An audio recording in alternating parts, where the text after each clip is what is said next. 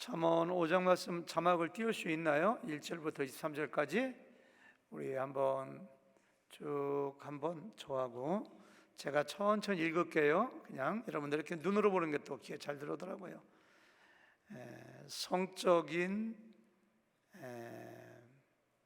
타락을 조심하라, 음료를 조심하라. 주제가 그런 거거든요. 1절, 2절은 그냥 서론입니다. 혼자 읽어볼게요. 내 아들아, 내 지혜에 주의하며 내 명철에 내 귀를 기울여서 근신을 지키며 내 입술로 지식을 지키도록 하라. 이렇게 되어 있어요. 3절부터 8절까지 6절에 걸쳐서는 성적인 어떤 그 정욕, 음료를 조심하라고 되어 있는데 성적인 타락을 조심하라고 3절입니다. 제가 읽어볼게요. 대저 음녀의 입술은 꿀을 떨어뜨리며 그의 입은 기름보다 미끄러우나 나중은 쑥같이 쓰고 두날 가진 칼같이 날카로우며 그의 발은 사지로 내려가며 그의 걸음은 스올로 나아가나니 그는 생명의 평탄한 길을 찾지 못하며 자기 길이 든든하지 못하여도 그것을 깨닫지 못하느니라. 구전 목사님 위에 불 좀 꺼주실래요? 저 여기 위에 6절 그는 생명의 평탄한 길을 찾지 못하며 자기 길이 든든하지 못하여도 그것을 깨닫지 못하느니라. 7절 그런즉 아들들아 나에게 들으며 내 입의 말을 버리지 말고 내 길을 그에게서 멀리하라. 그의 진분에도 가까이 가지 마. 음녀의 진분에도 불 좀 꺼달라고 말씀드렸는데요. 왜 또 키세요? 그의 진분에도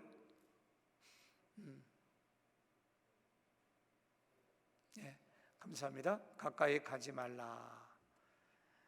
음녀가 유혹할 때, 내 마음속에서 성적인 유혹이 일어날 때 떨쳐버리라고, 가까이 가지 말라고.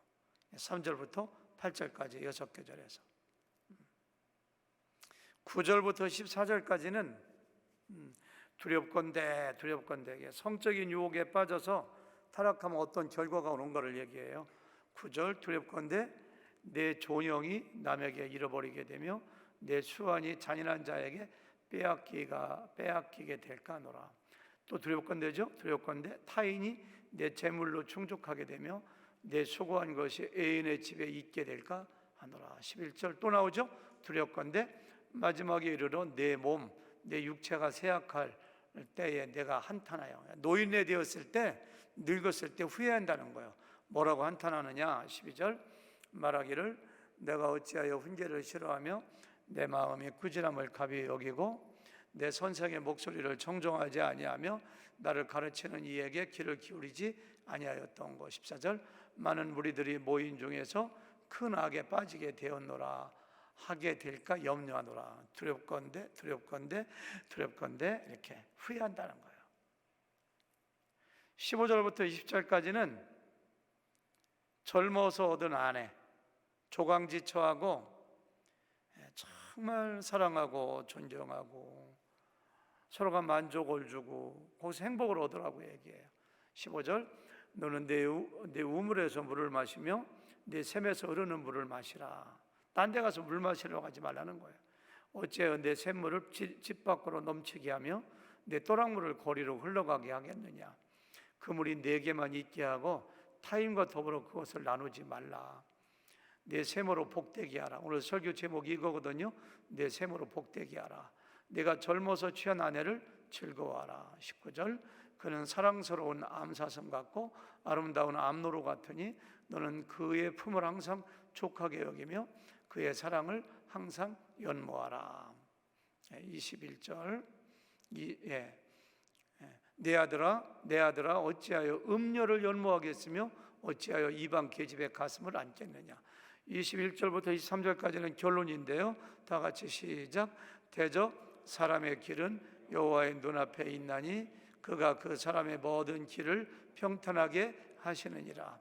악인은 자기 악에 걸리며 그 죄의 줄에 매이나니 그는 훈계를 받지 아니하므로 말미암아 죽겠고 심히 미련함으로 말미암아 혼미하게 되느니라. 아멘. 우리 김순아 자매님 죄송하지만 체육관 가서 물 좀 한 컵 더 떠오시겠습니까? 이상하게 목에 칵칵 잠기네요. 예, 그래서 우리가 같이 한번 읽어봤습니다마는 잠언서 5장은 성적으로 타락하지 말고 성적으로 유혹받을 때 넉넉히 이기고 젊어서 얻은 아내 조강지처를 기쁘게 해주고 거기서 행복을 찾고 그렇게 해야 된다.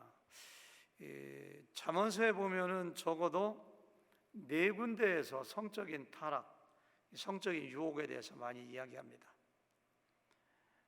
2장에서 보면은 15절에서 19절까지 성적인 것에 대해서 얘기했고요. 오늘 5장 공부하고 있죠. 다음 주에 6장에서 굉장히 많이 나와요. 7장은 처음부터 끝까지 전체가 다 성적인 유혹을 조심하라고 이렇게 얘기해요. 여기서 느끼는 게 뭐냐면은 지금 누가 누구한테 얘기하는 겁니까? 솔로몬이 자기 아들에게 하는 얘기예요. 아버지들이 볼 때에 아들을 향하여 가장 염려하는 것이 바로 뭐냐? 성적으로 유혹받아서 타락하는 것.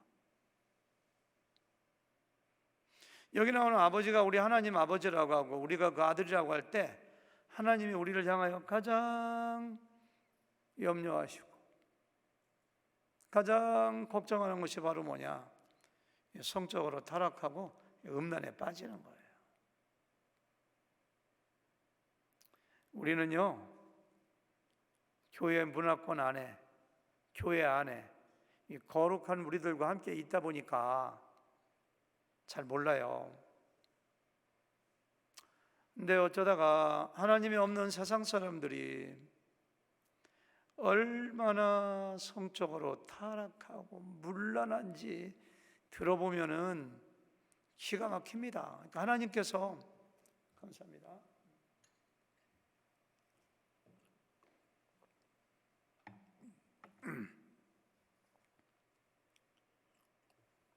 이제 끝나갈 때가 되니까 물도 안 떠다 놓고 막 그러시는 것 같아요. 힘드네요 정말. 이런 일이 없었는데 이제 요즘 물도 안 떠다 놓고. 예? 아니 100% 좋습니다. 걱정하지 마세요. 웃자고 한 얘기예요. 제가 잊어먹었잖아요. 그 얘기하려고. 어디까지 얘기했죠? 1절하고 2절은 후렴처럼 반복되는 새로운 설교가 시작되잖아요. 그러면은 내 아들아 지혜에 주의하며 명철을 가지고 근신하라 이런 얘기예요. 지혜는 지혜고 명철은 뭐죠? 지혜나 진리를 깨닫는 능력. 근신은 뭐라 하겠죠? 분별력. 그래서 지금 내가 너에 대해서 지혜에 대해서 지혜를 깨닫는 그런 명철에 대해서 이 분별력에 대해서 잘 얘기할 테니까 잘 들어봐. 걔 늘 새로운 설교가 시작될 때마다 하는 말이에요. 근데 2절 말씀은 조금 이해가 안 돼요. 내 입술로 지식을 지키도록 하라. 다 같이 읽어볼까요? 내 입술로 지식을 지키도록 하라. 이게 무슨 뜻인가? 지혜로운 사람은 입술로 범죄하지 않아요.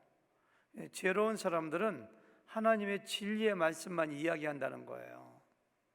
지혜로운 사람들은 하나님의 말씀을 전하기도 하고 한마디 한마디 이야기할 때마다 어리석은 말 하지 않고 죄짓는 말 하지 않고 하나님의 입에서 나온 진리의 말씀만 이야기함으로써 그 지식을 하나님의 말씀의 지식을 지키는 사람이 되니까 내 아들아 그런 사람 되라 이렇게 지금 얘기하고 있는 거예요.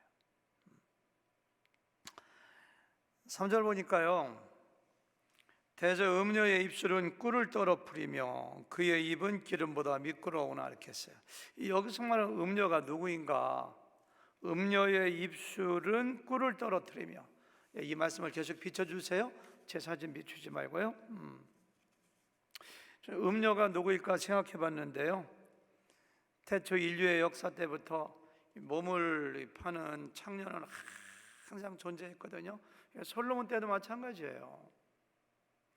아브람 야곱의 아들 그 유다 때도 그런 게 있었는데요. 그러니까 여기서 말하는 음녀는 몸을 파는 창녀일 수도 있겠고요. 창녀는 아니더라도 두 번째 남자를 유혹하는 어떤 여자일 수도 있겠고요. 세 번째는 구체적으로 어느 사람을 지칭하기보다는 사람의 마음속에 불릴듯이 일어나는 정욕, 성적인 유혹, 이것을 은유적으로 표시해서 음녀라고 했을 수도 있어요. 세 가지 답니다. 남자가 됐건 여자가 됐건 성적인 유혹을 받아가지고 타락하는 것은 어느 개인이 이성이 나를 유혹해서 넘어가기도 하지만은 그런 경우는 드물고요. 내 마음속에서 먼저 유혹이 일어나는 거예요. 저 마음속에서. 여기 말하는 음녀는 어느 사람을 지칭하기도 하지만 마음속에 불릴듯이 막 일어나는 어떤 정욕이라든가 성적인 유혹을 저는 얘기하는 것이라고 이렇게 생각해요. 그 성적인 유혹이 어떠냐? 꿀 같다는 거예요. 꿀. 그 당시에는 꿀이 가장 달고 가장 맛있고 가장 건강한 식품입니다. 꿀 얼마나 맛있어. 기름은 같이 미끄러워. 그러니까 성적으로 이렇게 한번 유혹을 받게 되면은 마치 하와가 선악과를 보았을 때 먹음직하고 보암직하고 탐스럽게 한 것처럼 한번 유혹을 받으면은 너무너무 자기가 그 길로 가면 행복할 것 같아. 온 세상을 다 소유할 것 같아. 그렇게 성적인 그 유혹이라는 것이 죽음보다 강하다는 거예요. 강하다는 거예요. 얼마나 강한지 한국에서는 그런 범죄 지은 사람 전자팔찌를 다 끼워 놓을까요? 얼마나 강한지 그게. 그렇게 달콤해 보여. 그렇게 미끄러워 빠져나올 수가 없어. 그걸 얘기하는 거예요. 우리가 알아야 돼. 인정해야 됩니다. 네, 그 결과가 어떠냐? 4절 다시. 나중은 쑥같이 쓰고 분할 가진 칼같이 날카로우며. 쑥이 쓴가? 이스라엘의 쑥은 우리 쑥과 좀 다른가 봐요. 한국에서 가장 쓴 것은 육모초. 혹시 드셔보신 적 있나요? 제가 어렸을 때 시골에서 더위 걸리고 힘이 없고 하면은 제 어머니가 그 언덕 위에 나 있는 육모초라고 하는 풀을 뜯어가지고 이렇게 절구에 찧어가지고 물을 짜가지고 그거 먹으라고 해서 몇 사발 먹어본 적이 있는데 세상에 사약보다 더 써요. 써도 근데 그렇게 달았던 것이 고통을 줘. 그렇게 미끌미끌했던 것 같은 것이 면도날, 양날에 면도칼이 있는 것이 숨겨져 있어서 그거에 베는 거예요. 그래서 이 성적인 타락에 빠진 사람은 그러니까 조심하라 이렇게 얘기하는 거예요. 5절 6절에서는 음녀가 어떤 존재인가를 얘기하죠. 다시 읽어볼게요. 그의 발은 사지, 죽음 있는 곳으로 내려가는 거예요. 누가? 음녀가. 그의 걸음은 스올, 어디예요? 지옥으로 간다는 거예요. 그 다음에 그는 생명의 평탄한 길을 찾지 못하며 자기 길이 든든하지 못하여도 그것을 깨닫지 못하느니라. 현대인 성경을 읽어볼까요?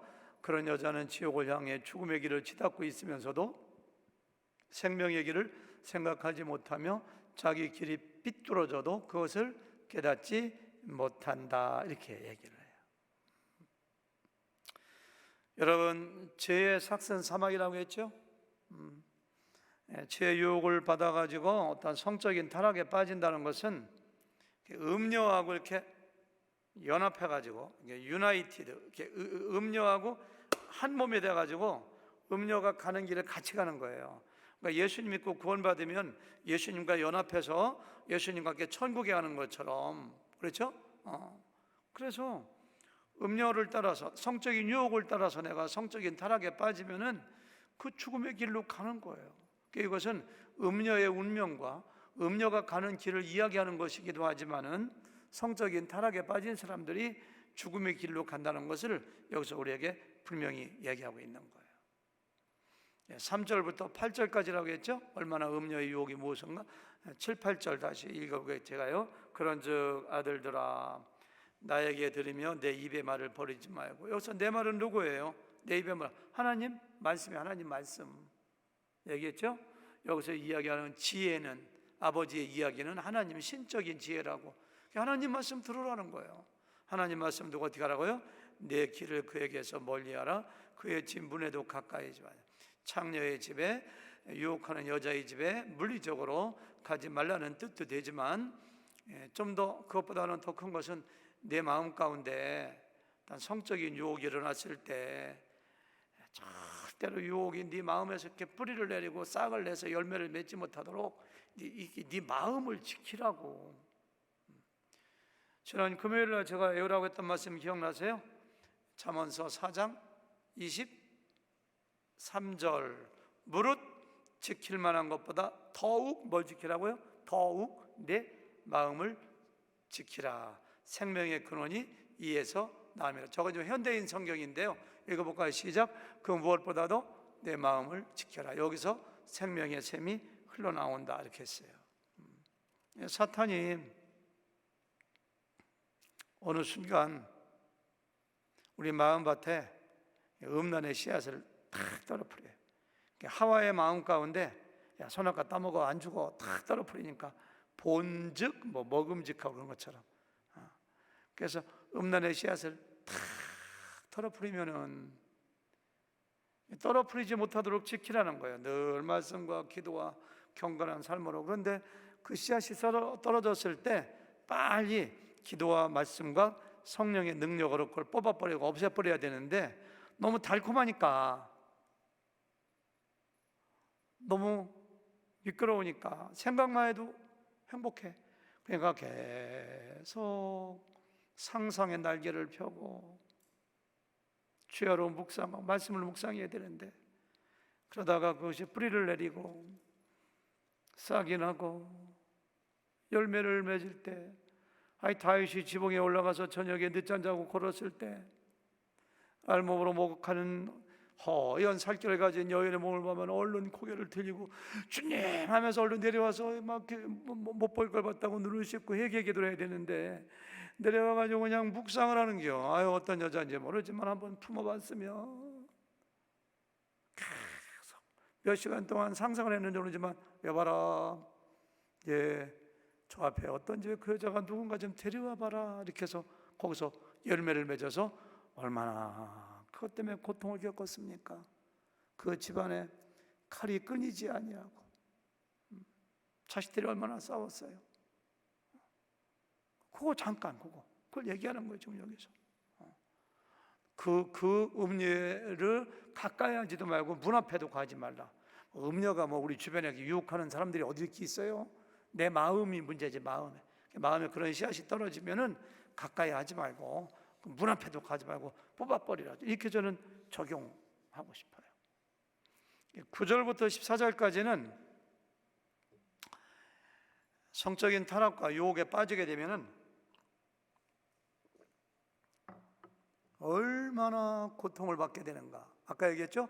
두렵건대, 9절에 두렵건대, 10절에도 두렵건대, 11절에도 두렵건대. 누가 두려운 거예요 지금? 아버지가 두려운 거야. 하나님도 염려하시는 분입니다.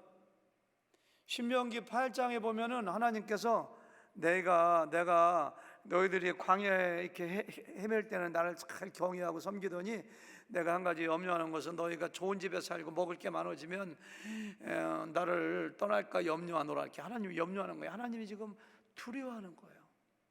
제일 먼저 뭘 두려워하는가? 9절부터 14절까지 6절 동안에 결과가 나오는데요. 9절 다시 읽어볼까요?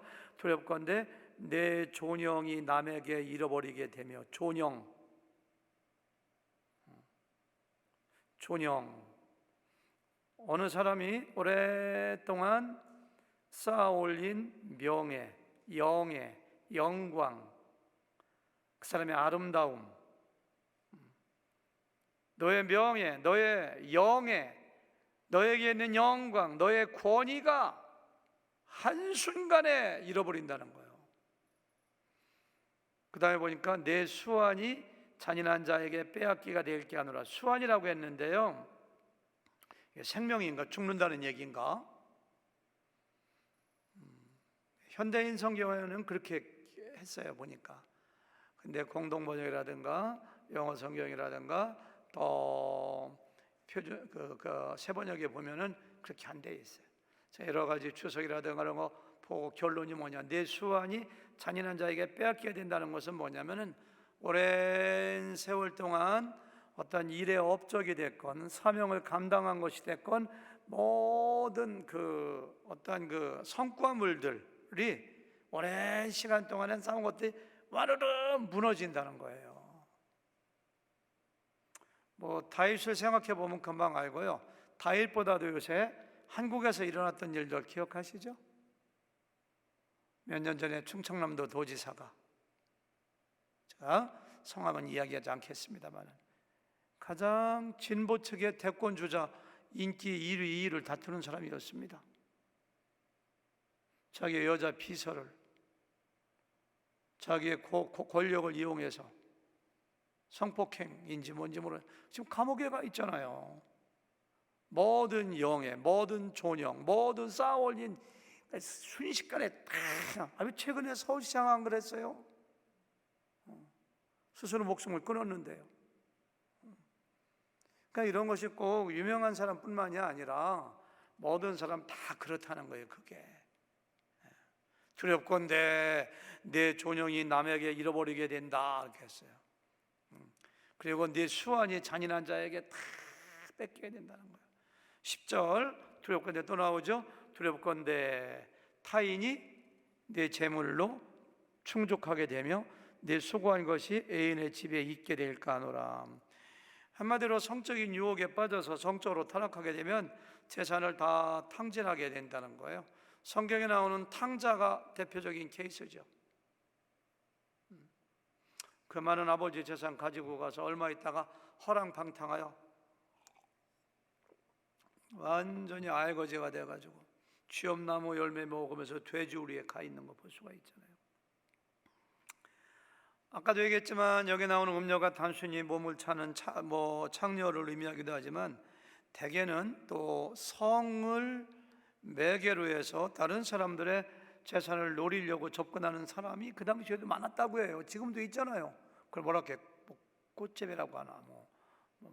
네? 꽃뱀이라고 하나요? 제비는 남자를 얘기하는 건가요? 맞아요. 꽃뱀. 꽃뱀이라네요. 그게 꽃뱀. 꽃처럼 아름다운데 콱 문다는 거예요. 그렇죠? 돈 다 하고. 그전에도 그런 게 많았는가 봐요. 성적으로 타락하고 음료의 유혹에 빠지게 되면은 재산을 다 소진하게 된다 이렇게 얘기하는 거예요. 11절에 또 나오죠. 두렵건대 11절 두렵건대 마지막에 이르러 내 몸 내 육체가 쇠약할 때, 그러니까 뭐예요? 노인네가 됐을 때 내가 한탄하여 말하기를 내가 어찌하여 훈계를 싫어하며 내 마음이 꾸지람을 가볍게, 내 왜 하나님 말씀대로 안 살았는가? 목사님이 설교할 때 안 들었는가? 아버지가 얘기할 때 안 왜 훈계를 싫어했는가?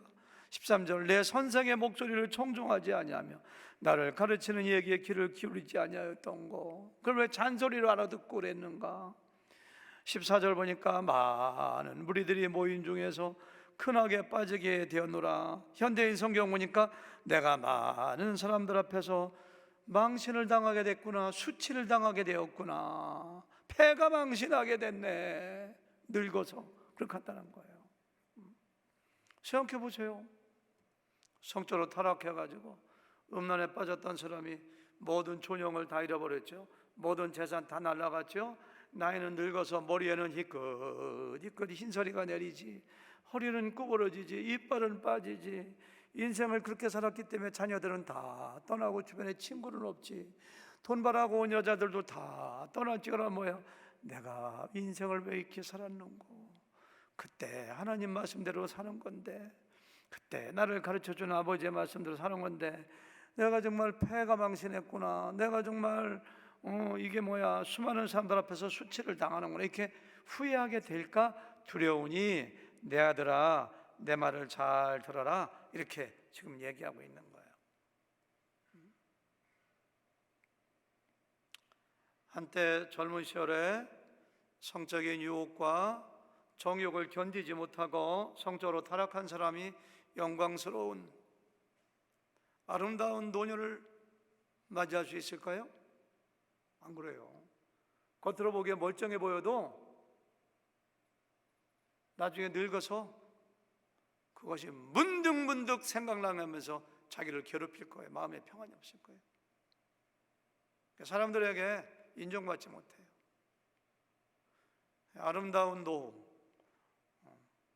영광스러운 노후를 맞이하기 위해서는 젊은 시절부터 거룩하게 깨끗하게 하나님만 경외할 때 그러한 삶을 살 수 있다고. 잠언서 16장 31절에 보니까 세 번역으로 볼게요. 백발은 영화로운 면류관이니, 그러니까 나이가 이렇게 많이 들은 노인, 너무 염색하지 말자고요. 저도 이제 염색을 안 해야 되는데, 꼭 백발을 의미하는 것이 아니라 나이가 많이 든 노인은 인생의 면류관인데, 그게 나이만 들었다고 물리적인 나이만 얘기하는 것이 아니라는 거예요. 뭘 얘기하느냐? 의로운 길을 걸어야 그것을 얻는다. 깨끗하고 거룩하고 의로운 길을 걸은 노인이 영광의 면류관이지, 인생을 추하게 살면 그게 무슨 인생의 면류관이냐, 이런 얘기예요. 하자면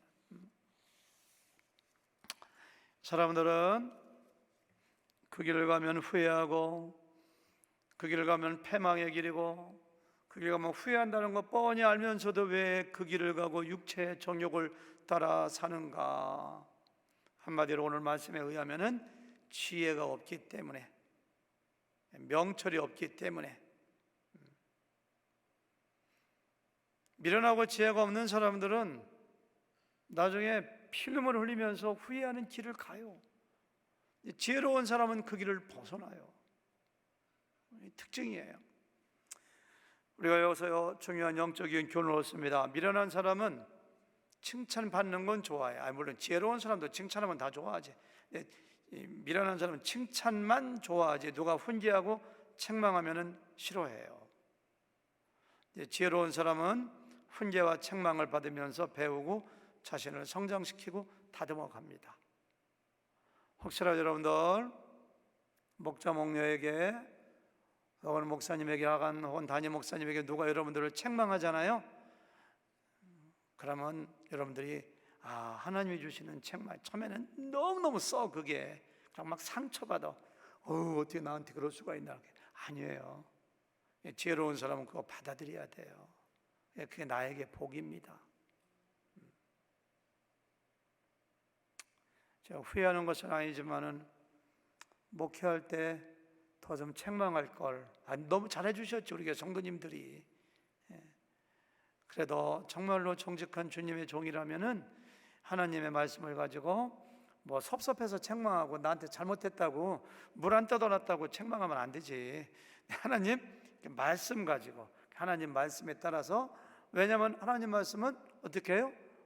책망하는 게 있거든요. 그렇죠? 하나님 말씀은 한 가지가, 모든 말씀은 하나님의 감동으로 된 것이니, 그 다음에 뭐예요? 뭐죠? 책망과 바르게 함과 의로 교육. 또 하나 있는데,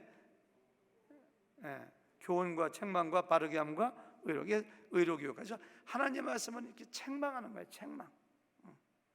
목회자 중에서 반드시 안 해야 될 것은 강다성에 써가지고서 나한테 섭섭하게 하지 않게 책망하는 건 안 되지. 화풀이하는 대목이 아니잖아. 하나님 말씀이 책망하면 책망해야 돼요. 지혜로운 사람은 그 책망을 받아들이는 거예요, 사실은요. 아멘? 여러분 지혜로운 사람 되기를 바랍니다. 오늘 본문 22절, 23절 미리 복과 맨 마지막에 나온 건데요. 자, 다 같이 시작. 악인은 자기 악에 걸리며 그 지혜의 줄에 매이나니 그는 훈계를 받지 아니함으로 말미암아 죽겠고. 훈계를 받지 않아 죽어요. 그 다음 뭐예요? 심히 미련함으로 말미암아 혼미하게 되느니라. 근데 의인은 달라요. 141편 5절 다 같이 시작. 의인이 나를 칠지라도 은혜로 여기며. 의인이 나를 딱 때려 잘하라 그러면 은혜로 여기는 거야. 책망할지라도 머리에 기름같이 여겨서 내 머리가 이를 거절하지 아니할지라. 그들의 재난 중에도 내가 항상 기도하리로다. 그래서 시인이 고백하는 거예요. 의인 나를 때리고 나 책망해도 머리에 기름 바르는 것처럼 받아들여야지, 이렇게 하는 거야. 아멘? 그렇게 돼야 돼요. 잠언서 19장 20절 시작. 너는 권고를 들으며 훈계를 받으라. 그리하면 내가 필경은 지혜롭게 되리라. 이렇게 했어요. 늙어서 후회하는 건 그래도 양호해요.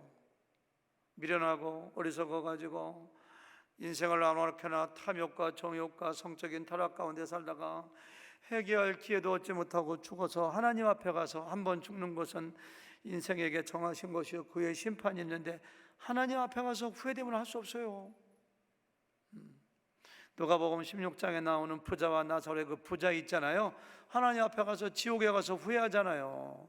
그래서 저쪽에 나사로 좀 우리 형제에게 보여달라고. 그래서 오늘 말씀은 지혜가 없는 사람은 그렇게 추하게 인생을 악하게 산 사람들은 그렇게 후회하게 된다는 것을 되게 두렵다. 내 아들아 후회하면 안 돼. 후회 없는 인생을 살아야 돼. 이렇게 아버지가 아들에게 하나님께서 우리에게 말씀하시는 거예요. 마지막으로 15절에서 20절까지는 아내와 함께 가정에서 행복을 찾으라 이거예요. 하나님께서는 우리에게 기쁨과 행복을 주시는데요, 저는 두 가지를 통해서 우리가 행복해야 된다고 생각해요. 한 가지는 하나님께서 나에게 주신 사명과 사역을 통해서 행복을 얻어야 돼요. 교회에서, 일반 사회에서, 직장에서 하나님께서 나에게 주신 사명이 무엇인가, 그 사명을 잘 감당하면 보람이 있어요. 행복해요. 돈만 많이 번다고 행복한 것도 아니고 걱정 의심거리 없다고 행복한 것도 아닙니다. 하나님 맡겨진 사명 따라서 행복하고요. 두 번째는 행복을 하나님께서는 우리 인생이 맞이하는 행복에 상당한 부분을 가정을 통해서 우리에게 주세요. 가정을 통해서, 특별히 부부관계를 통해서. 오늘 15절부터 20절까지 몇 절? 6절. 그러니까 1, 2절은 서론이고 6절, 6절, 6절이에요. 마지막 6절인데 여기 보니까 내 아내하고 좀 잘 좀 지내라. 샘물 딴 데 가서 먹으려 하지 말고 네 집에 있는 샘물 먹어 임마, 이렇게 하시는 거예요. 제가 이 말하고 해서 죄송한데요. 여기 나오는 샘물, 우물물, 또랑물, 이게 전부 다 뭐예요? 집에 있는 아내를 얘기하는 거예요. 집에 있는 아내 혹은 남편, 집에 있는 배우자를 통해서 주어지는 그 갈증을 해결해주는 행복을 얘기하는 것이 또랑물, 우물. 제가 볼까요? 뭐냐? 15절. 너는 내 우물에서 물을 마시며 내 샘에서 흐르는 물을 마시라. 내 우물에서 물 마셔야지. 내 샘에서 흐르는 물을 마셔야지. 왜 밖에 나가서 음료의 물을 먹으려고 하느냐고. 이런 얘기예요. 하나님께서 나에게 주신 선물, 내 남편에게서, 내 아내에게서 갈증을 해결하는, 만족을 얻는, 거기서 얻으려고 해야지 왜 밖에 나가서 남 집에서 흘러내리는 물을 먹으려고 하느냐고. 여기 나오는 우물, 내 샘이 아내라는 걸 어떻게 할 수 있느냐, 꼭 주석을 안 봐도 18절을 먼저 보세요. 18절을 시작. 내 샘으로 복되게 하라. 내가 젊어서 취한 아내를 즐거워하라, 이렇게 했어요.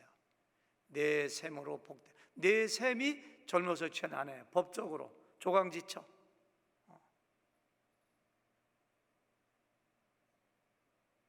음녀에게 가서 만족 얻으려고 하지 말고, 아내가 부족하면 부족한 대로, 건강하면 건강한 대로, 젊어서 취한 아내에게서 네가 만족함을 얻고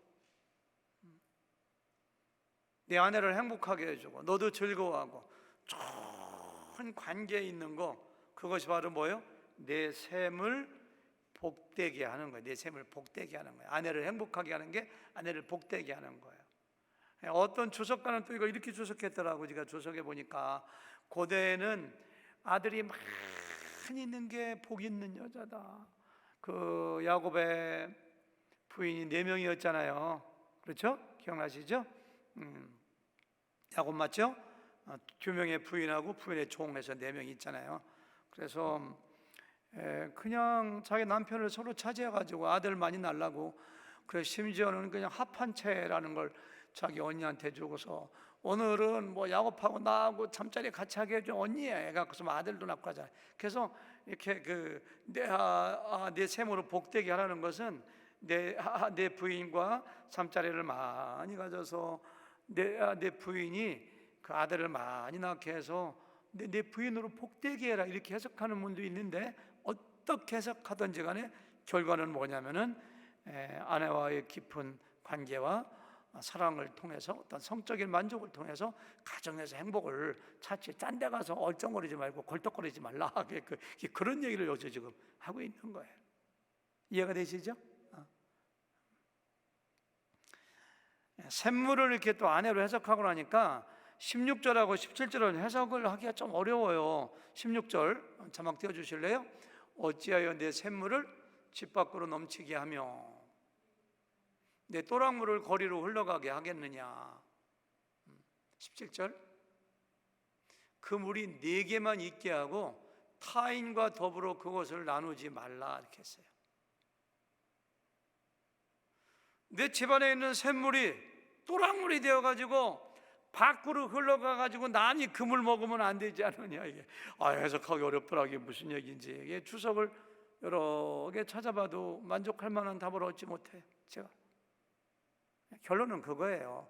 문자 그대로 해석할 수밖에 없어요.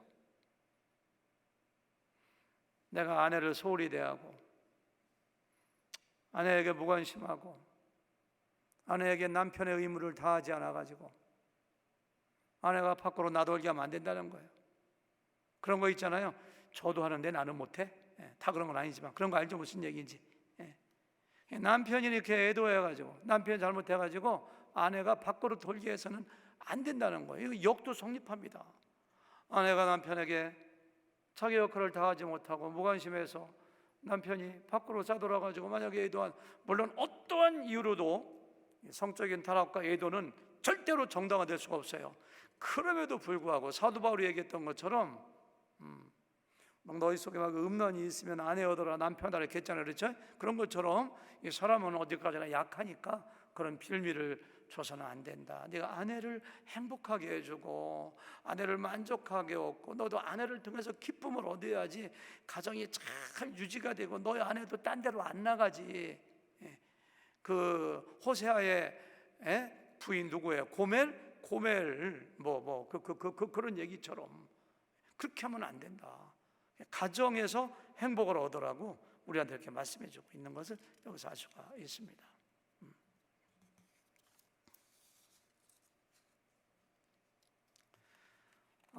따라서 우리가 여기서 한 가지 꼭 알 수 있는 것은 배우자의 무관심, 의무를 이행하지 않고 또 자기 할 일을 다 하지 않고 그래서 샘물이 밖으로 흘러가게 해서 안 된다는 것은 무슨 얘기냐?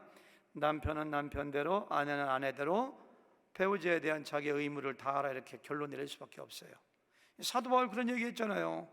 고린도전서 7장 1절부터 4절까지 우리 한번 천천히 현대인 성경으로 읽어보겠습니다. 고린도전서 7장 1절에 이제 여러분이 보낸 질문에 대하여 대답하겠습니다. 남자가 여자를 가까이 하지 않는 것이 좋습니다. 그러나 음란에 빠지지 않기 위해서 남자마다 자기 아내를 두고 여자마다 자기 남편을 두게 하십시오. 남편은 아내에게 그의 의무를 다하고 아내도 남편에게 자기 의무를 다하십시오. 그 다음 말 아내의 몸을 다스릴 권리는 남편에게 있고 남편의 몸을 다스릴 권리는 아내에게 있습니다. 무슨 얘기인지 다 아시죠? 그렇죠? 설명하지 않아도. 또 부부관계에서 이 성경 구절을 대가면서까지도 성경 말씀이 이렇게 됐는데 그러면 어떻게 하느냐고 이렇게 강요하거나 의무를 또 강하게 부과하면 안 됩니다. 왜냐하면은 부부관계의 가장 기본은 사랑과 존중과 배려이기 때문에 모든 게 그래요.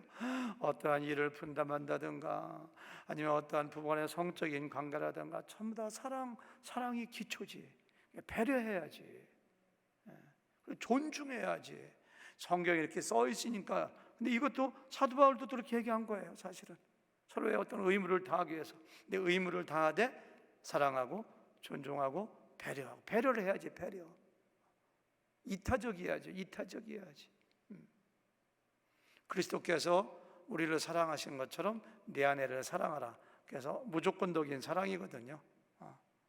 네가 하나님을 그리스도를 경외하는 것처럼 내 남편을 경외하라고 해서 에베소서에 보니까 그 정도. 그렇게 할 때 이런 문제는 해결된다고 생각됩니다. 결론으로서 저는 전도서 9장 9절을 같이 나누고 끝나고 싶어요. 같이 읽어볼까요? 시작. 내 헛된 평생의 모든 날, 곧 하나님이 해아라에서 내게 주신 모든 헛된 날에요. 내가 사랑하는 아내와 함께 즐겁게 살지어다. 그것이 내가 평생에 해아라에서 수고하고 얻은 내 몫이니라. 내 사랑하는 아내와 함께 즐겁게 살지어다. 즐겁게 살지어다. 하나님이 주신 복이니까 이걸 얘기하는 거예요. 19, 20절은 아내가 얼마나 아름답고 소중한 존재인가를 얘기합니다. 같이 보실까요? 19절. 우리 남편들 크게 읽으세요. 아내들은 이거 읽어서 크게 웃으셔야 됩니다. 다 같이 시작. 그는 사랑스러운 암사슴 같고 아름다운 암노루 같으니 너는 그의 품을 항상 족하게 여기며 그의 사랑을 항상 연모하라. 20절. 내 아들아 어찌하여 음녀를 연모하겠으며 어찌하여 이방 계집의 가슴에 안기겠느냐. 내 아내가 얼마나 아름다운 사람인데, 암노루 같다, 암사슴 같다. 성경에서는 너무너무 귀하고 아름다운 아내를 이야기할 때 쓰는 단어거든요. 아내가 소중한 걸 좀 발견해야지. 그렇게 내 음녀는 숲같이 쓰고 양날에 칼이 달려 있는데 너의 모든 존영을 다 뺏어가고 재산 다 뺏어가고 너의 그 인생을 추하게 끝나게 하고 그런 음녀에게 가서 안기려고 하냐. 내 아내, 하나님이 주신 내 아내가 얼마나 귀하고 소중한 존재, 아름다운데. 여기서 애모가 예뻐서 귀여워서 아름답다고 하는 게 아닙니다. 애모를 갖고 얘기하는 거 아니에요. 내 아내는, 내 남편은 하나님이 나에게 가장 맞는 사람으로 나에게 주셨기 때문에 영적인 눈이 열리면은 아름답게 보이는 거, 아름답게. 암사슴처럼. 그래서 소중히 여기에 아내를 소중히 여기고 사랑하고, 하나님이 주신 아내이기 때문에. 하나님이 하와를 끌어왔을 때 아담이 얘기하기를 내 살 중에 살이요 뼈 중에 뼈라고 고백했던 것처럼 우리의 영적인 눈이 열리면 이렇게 믿음이 점점 좋아지고 주님을 닮아가면 그거에 비례해서 아내도 소중해지는 거예요. 사람이 타락하고 영적인 눈이 감겨 있으니까 아내를 소중한지 모르지. 그러니까 아내의 소중한 걸 발견해서 그 아내에서 행복을 얻어라. 마지막으로 21절, 아까 22, 23절을 했으니까 21절 시작. 대저 사람의 길은 여호와 눈앞에 있나니 그가 그 사람의 모든 길을 평탄하게 하시느니라. 현대인 성경으로 다시 자막 보시고 시작. 여호와께서는 사람이 하는 모든 일을 다 지켜보심으로 내가 무엇을 하든지 다 알고 계신다. 하나님이 우리의 행동, 우리의 가는 길, 내 생각 다 알고 계시기 때문에 다 알아요. 코람데오 하나님의 앞에서 하나님이 다 알고 계셔 나의 가는 길을. 그럴 때 우리가 성적인 유혹에서 벗어날 수가 있다고 지금 마지막으로 얘기하는 거예요. 그리고 아까 읽었듯이 22, 23절에 훈계를 받으라고. 미련한 사람은 훈계를 저버려서 죽는다고. 그래서 혼미하게 된다고. 두 가지를 하나님이 보고 계셔. 훈계를 못 받아서 죽는 거야. 내 문제 받아야 돼. 그렇게. 아마 여러분들은, 우리 교회 설교를 듣는 대부분의 사람들은 자신하고 별로 관계가 없다고 생각할지 모릅니다. 우리 평생 남자고 여자고 이 말씀을 그럼에도 불구하고 나에게 주시는 말씀으로 알아서 패가망신, 생명이 끝나버려. 모든 거 다 잃어버려. 모든 명예도 영광도 재산도 다 잃어버려. 그것이 얼마나 무서워. 거기 가면 죽는다. 파리가 꿀단지에 빠지는 거야. 나방이 불에 뛰어들어 탁 죽는 거예요. 그걸. 아유 무서워. 거기 가면 안 돼. 이렇게 생각하고 그 길을 걸어가시는 여러분과 제가 되기를 바랍니다. 아멘. 저는 하나님이 그런 마음으로 우리에게 이 말씀 주셨다고 생각하고요. 아마 다음 주 6장과 그 다음 주 7장에서도 이런 말씀들이 계속돼요. 하나님이 얼마나 염려되면 계속해서 주시겠어요. 평생 동안 우리가 성적으로 남은 여생, 이제까지는 어떻게 진행하는지 모르지만 깨끗하게 살아가는 저 여러분 되시기를 주님의 이름으로 축원합니다. 아멘. 하나님 감사합니다. 오늘 말씀이 우리에게 능력이 되고 하나님 아버지가 거룩하신 것처럼 우리도 거룩하게 살아가게 하시고, 나에게 선물로 주신 내 아내, 내 남편 정말 암사슴처럼 암노루처럼 소중하게 여기고 그 안에서 만족을 얻고 그 안에서 기쁨을 얻는 가정의 물을 마시는 우리의 샘을 복되게 하는 저희들 되도록 축복하여 주시옵소서. 예수님의 이름으로 기도 올려 싸움나이다. 아멘.